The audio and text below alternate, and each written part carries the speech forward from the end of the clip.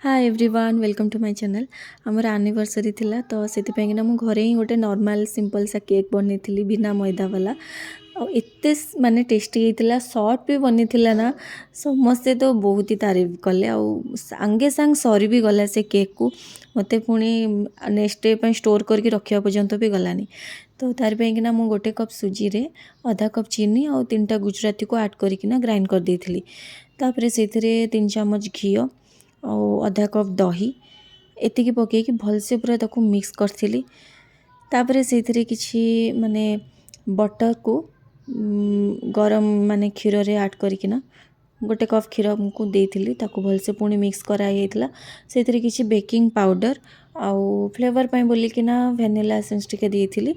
ताको पुणी थरे भलसे मिक्स हो गला परे किछि अट्टा रे टूटी फ्रूटी को किछिटा नेकी ताको पुणी मिक्स करके से ऐड करथिली।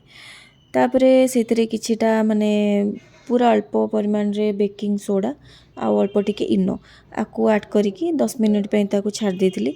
से 10 मिनट भितर मु किछि आलमंड और पिस्ता को पूरा छोट छोट करके काटिकी रखिथिली टिके गार्निशिंग पाई बोलिकिना भल लागिवो देखिबा पे। देन 10 मिनट परे ताको ट्रांसफर कर देथिली जो थरे मु बेक करिवि। ता ऊपर किछि माने जो काटिकी रखिथिली ताको गार्निश कर देथिली।